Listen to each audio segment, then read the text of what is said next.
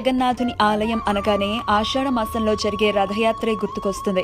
ప్రపంచంలోనే అతి పురాతనమైన రథయాత్రగా ఈ ఉత్సవాన్ని పేర్కొంటారు. ఈ రథయాత్రలో పాల్గొంటే జన్మ ధన్యమైపోతుందని భక్తులు నమ్ముతారు. రథయాత్రతో పాటు పూరి ఆలయానికి చాలా ప్రత్యేకతలే ఉన్నాయి. వాటిలో ఒకటే మహాప్రసాదం. పూరి జగన్నాథునికి 6 దఫాలుగా నైవేద్యాన్ని అందిస్తారు. ఇందుకోసం 56 రకాల పదార్థాలని తయారు చేస్తారు. హిందీలో 56ని చప్పన్ అంటాం కాబట్టి ఈ మహాప్రసాదాన్ని చప్పన్ భోగ్గా పేర్కొంటారు. ఈ 56 సంఖ్య వెనుక 2 కారణాలు కనిపిస్తాయి. ఒకప్పుడు అఖండ భారతదేశంలో 56 స్వతంత్ర రాజ్యాలు ఉండేవి. ఆ రాజ్యాలన్నీ క్షేమంగా ఉండాలనే ఆలోచనతో రాజ్యానికి ఒక ప్రసాదం చొప్పున 56 ప్రసాదాలను నివేదించి ఉండొచ్చు. మరో ఊహ ప్రకారం శ్రీకృష్ణుడు గోవర్ధనగిరిని 7 రోజుల పాటు తన చిటికెన వేలు మీద నిలిపి ఉంచాడట. ఆ 7 రోజుల పాటు ఆయన అన్నపానీయాలను ముట్టుకోలేదు. అందుకని 8వ రోజున భక్తులు వారానికి సరిపడా ఆహార పదార్థాలను ఒకేసారి నివేదించారట. ఆనాడు శ్రీకృష్ణుడికి 56 పదార్థాలని అందించారు కాబట్టే పూరి జగన్నాథునికి అదే రీతిలో ఉపచారం జరుగుతోందని ఓ నమ్మకం. జగన్నాథునికి నిత్యం 56 ప్రసాదాలను అందించాలి అంటే అక్కడి వంటశాలలు కూడా ప్రత్యేకంగా ఉండాల్సిందే కదా. అందుకే 30కి పైగా గదులతో 600 మందికి పైగా వంటవారితో ప్రపంచంలోనే అతిపెద్ద వంటశాలగా పూరి పేరుగాంచింది.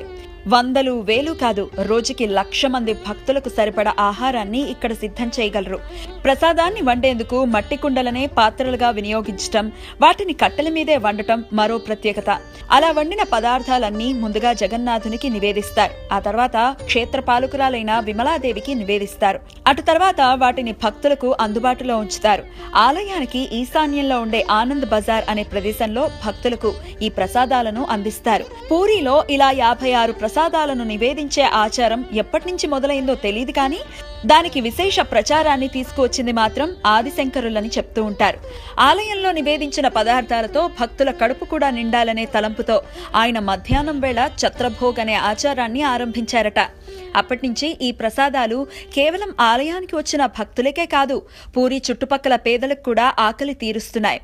స్వామివారి ప్రసాదాన్ని తింటున్నామనే తృప్తిని కూడా కలిగిస్తున్నాయి. అంతదాకా ఎందుకు, పూరి నగరంలో ఎవరన్నా పేదవాడి ఇంట్లో ఏదన్నా వేడుక జరిగిందే అనుకోండి, అతిథులకి విందు భోజనాన్ని అందించేందుకు నేరుగా పూరి ఆలయానికి చేరుకుంటారట.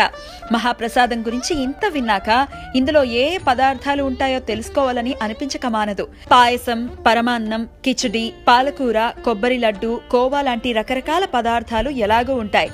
వీటితో పాటు ఒడిషా సాంప్రదాయ వంటకాలు కనిపిస్తాయి. మరో విశేషం ఏంటి అంటే ఈ పదార్థాలను భగవంతునికి నివేదించేంత వరకు ఎలాంటి వాసన రాదట.